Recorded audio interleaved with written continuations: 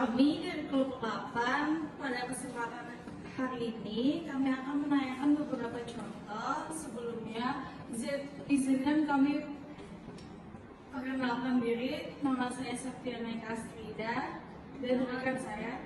Nama saya Siti Alima Zahri. Nama saya Intan Dino Rahma. Dan ada satu rekan saya yang berhalangan hadir.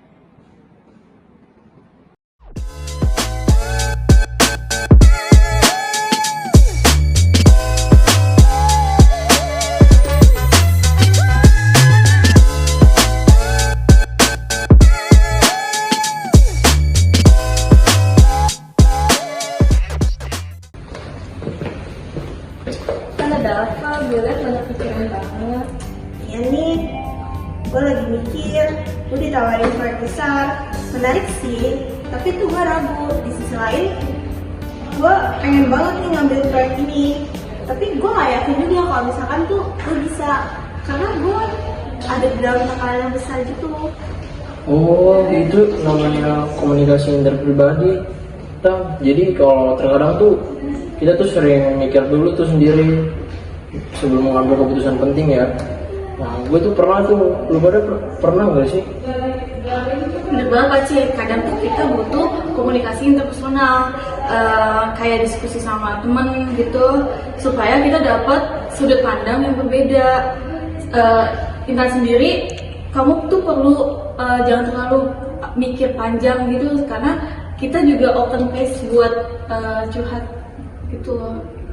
Bener sih, gue terlalu sering mikir sendiri, padahal dengan gue ngomongin sama kalian itu bisa gue merasa lebih baik dan bisa bikin gue merasa lebih terbuka. Makasih ya. Iya, betul. Kalau ada apa-apa Ya cerita aja. sama-sama. Kapan aja apa-apa cerita aja ke kita, sharing. Karena di film sendiri juga berat. Iya, kalau ada apa-apa cerita aja ke kita. Ada Intan. Makasih ya. Oh ya, aku lihat kamu tuh aktif banget di organisasi kampus. Kayak gimana sih cara kamu ngatur komunikasi sama tim? Kan nggak gampang tuh, timnya banyak dan orangnya tuh bermacam-macam, berbagai karakter. Nah, itu dia kan dalam organisasi komunikasi itu kuncinya. Kalau komunikasi gak jalan ya semuanya bisa berantakan. Ada juga komunikasi vertikal, ya lu ketika lo ngomong dosen atau pembimbing atau atasan gitu, lu pakai komunikasi vertikal gitu. Ketika lo ngomong sama teman atau saudara itu sebenarnya tuh komunikasi vertikal itu juga penting, cuman ya lo harus bisa jaga atau kontrol kebawaan lo ketika ngomong setting. Wah, ribet ya Pak Cik. Apalagi kalau timnya banyak dan besar. Jadi kayak ada beberapa kombinasi yang harus kita lakuin gitu. Ya, kadang memang ribet, tapi ya kuncinya ya koordinasi ya. Harus memastikan semuanya pada paham gitu. Tanggung jawab ya masing-masing.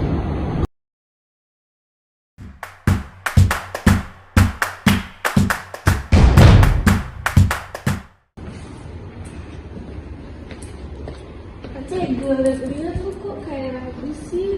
Kalau ngobrol sama kita ada apa? Ini kak, gue nih selama ini takut kak. Cara bahasa gue tuh beda kayak bahasa di sini gitu, kayak takut salah paham gitu. Gue paham sih Pak Cik, tapi justru itu yang bikin kita tuh kaya loh. Dengan biasa belajar dari satu sama lain, yang penting kita saling menghargai satu sama lain, terus harus terbuka juga, gaya komunikasi juga itu berbeda-beda kan, tapi dengan niat baik kita pasti bisa ketemu titik tengahnya. Berarti gue harus lebih percaya diri lagi ya. Bener Pak C, bener banget, karena dengan waktu dan pengalaman baru lu pasti akan terbiasa. Yang penting tuh tetap terbuka sama kita aja sih. Betul. Makasih banget ya. Iya, sama-sama Pak C. Ayo, sekarang kita coba simulasi korespondensi bisnis sih. Nah, Intan kamu jadi CEO-nya, nanti kita jadi staffnya nggak? Oke, aku coba ketik email ya. Selamat pagi, Eka. Saya tertarik dengan proposal Anda. Mohon mengirimkan detail lebih lanjut untuk saya pelajari.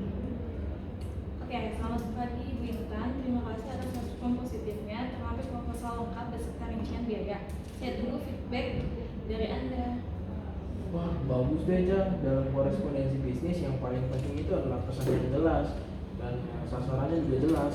Jangan sampai ada kesalahan informasi, apalagi salah kirim. Dan setiap pesan harus tetap formal ya.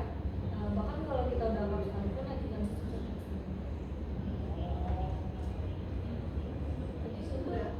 Gak ada.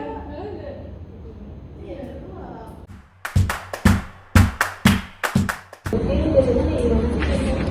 Contohnya yang kita sering lihat itu pesan dari toko online kayak terima kasih atas pembelian Anda atau pesanan Anda telah dikirim. Pesan-pesan kayak gitu bikin kita sebagai pelanggan merasa diperhatikan. Nah, betul banget. Pesan bisnis yang positif itu penting karena bisa meningkatkan citra perusahaan dan hubungan baik dengan pelanggan. Mereka merasa dihargai dan diperhatikan gitu loh. Dan yang penting juga adalah konsisten dalam menyampaikan pesan. Kalau perusahaan rutin kasih pesan yang positif dan konsisten, pasti pelanggan juga bakal merasa nyaman dan lebih loyal.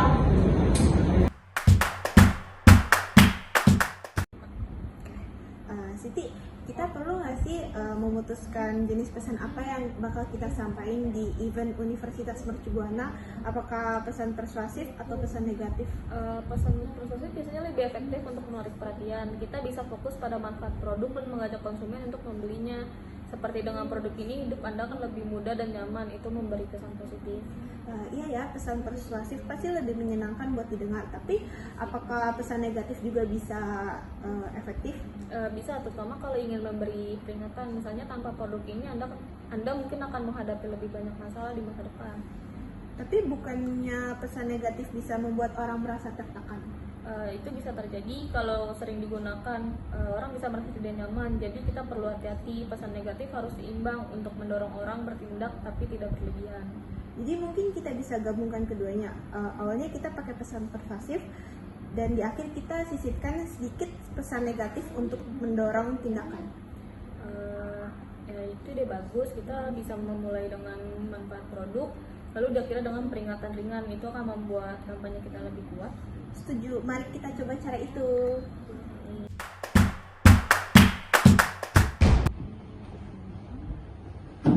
Aku pengen bicarain soal komunikasi kita kemarin di rapat soal seminar di Universitas Mercu Buana. Kayaknya tuh ada beberapa hal yang miskomunikasi. Ya, aku juga merasa ada beberapa informasi yang tidak tersampaikan dengan jelas. Benar, dalam organisasi itu komunikasi itu sangat penting. Kalau kita nggak memiliki alur komunikasi yang jelas, kerjaan kita itu bisa berantakan. Setuju, tapi kadang-kadang ada hal yang sulit untuk diungkapkan. Misalnya kayak merasa ide kurang diterima. Itu emang tantangan, makanya kita tuh dalam komunikasi itu bukan cuma soal menyampaikan pesan, tapi kita juga harus mendengarkan soal masukan gitu. Aku setuju, tapi bagaimana cara kita bisa memperbaiki komunikasi dalam tim? Apakah ada langkah konkret yang bisa kita lakukan? Ada banyak caranya sih, contohnya misalnya kita bakal sering ngadain pertemuan, entah itu setiap sore atau seminggu sekali untuk bahas perkembangan masing-masing setiap anggota. Itu tuh dengan begitu kita bisa mastiin kalau misalkan semua orang tuh bisa tahu apa aja yang perkembangannya. Itu udah bagus. Dengan pertemuan rutin kita bisa lebih tahu update terbaru dan apa aja yang perlu diprioritaskan. Ya gitu. Oke, kita Makasih ya. udah. Ya udah.